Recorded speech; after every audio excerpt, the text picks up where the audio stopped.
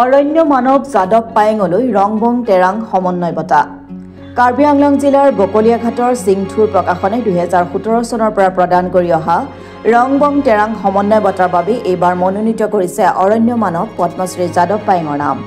উল্লেখ্য যে 13 জানুৱাৰী হ'ল অসম সাহিত্য সভাৰ প্ৰাক্তন সভাপতি বিশিষ্ট সাহিত্যিক পদ্মশ্ৰী ৰংবং তেৰাঙৰ জন্মদিন আৰু বিশিষ্ট সাহিত্যিকগৰাকীৰ এই জন্মদিনৰ লগত সংগতি ৰাখি সিংথুৰ প্ৰকাশনে 2017 চনৰ পৰা একেৰাহে অসমৰ এগৰাকী বিশিষ্ট ব্যক্তিক নিৰ্বাচিত কৰি ৰংবং তেৰাং সমন্বয় বঁটা প্ৰদান কৰি আহিছে।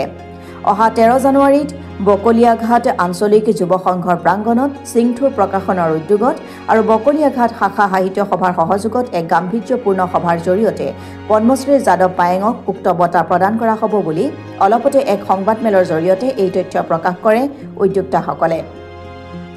তাৰোপৰি উক্ত দিনা কেইবাগৰাকীও সাহিত্যিকৰ কেইবাখনো গ্ৰন্থ প্ৰকাশৰ ব্যৱস্থা কৰিছে উদ্যোক্তাসকলে।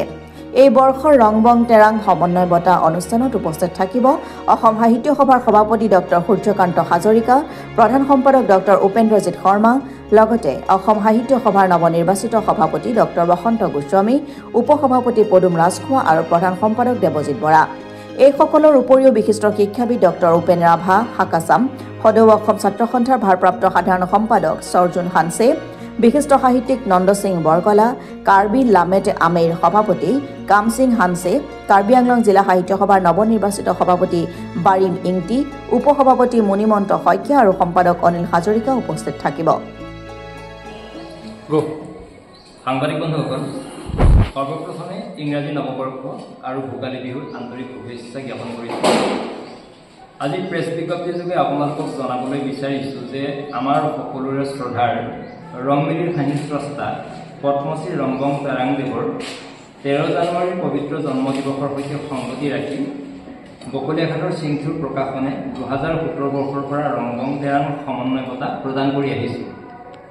এইবাৰ 2025 বৰ্ষত আমি এই বঁটা প্ৰদানৰ বাবে বিশিষ্ট প্ৰকৃতিপ্ৰেমী অৰণ্য মানৱ পদ্মশ্ৰী যাদৱ পায়েঙক মনোনীত কৰিছোঁ।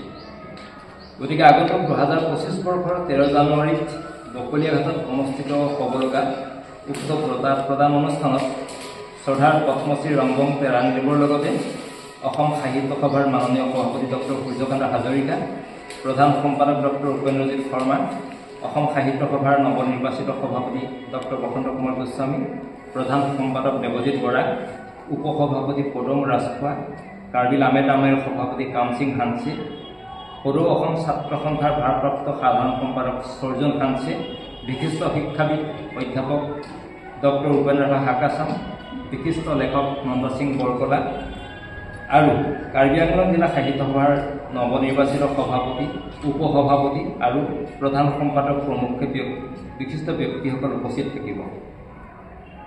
আৰু উক্ত অনুষ্ঠানতেই বকলিয়াঘাট শাখা সাহিত্য সভাই প্ৰস্তুত কৰি উলিওৱা পদ্মশ্ৰী ৰংবং তেৰাং গ্ৰন্থাগাৰ আনুষ্ঠানিকভাৱে উদ্বোধন কৰা হ'ব। উল্লেখ্য যে এই বঁটা প্ৰদান অনুষ্ঠানতে অসম সাহিত্য সভাই প্ৰকাশ কৰি উলিওৱা ৰংবং তেৰাং সমগ্ৰ ৰচনাৱলীৰ প্ৰথম খণ্ড আনুষ্ঠানিকভাৱে উন্মোচন কৰা হ'ব। আপোনালোকক অৱগত কৰিবলৈ ধন্য হৈছোঁ যে আমাৰ বিশিষ্ট লেখক মুনিমন্ত শইকীয়াৰ কাইলৈ উন্মোচন হ'ব লগা শইকীয়া পুৰাণ, যিখন ৰস ৰচনা, আৰু মোৰ ভৱেন কোচৰ প্ৰবন্ধ সংকলন সময় চিন্তাৰ বাস্তৱ, এই অনুষ্ঠানতেই আপোনালোকৰ সন্মুখত কিছু উন্মোচন কৰা হ'লেও আমি আনুষ্ঠানিকভাৱে উন্মোচন কৰাৰ অন্য এটা দিহা কৰিছোঁ।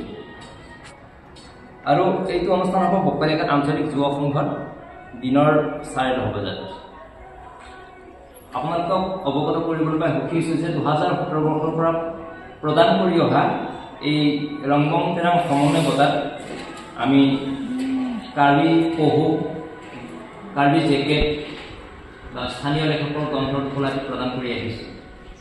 ইতিমধ্যে এই বঁটা ডক্টৰ বীৰেন্দ্ৰনাথ দত্ত, বিশিষ্ট ঔপন্যাসিক এছ এ জৰ্জেট ফাংচি, হোমেন বৰগোহাঁই, ডক্টৰ নগেন শইকীয়া, ফণীন্দ্ৰ কুমাৰ দেৱচৌধুৰী,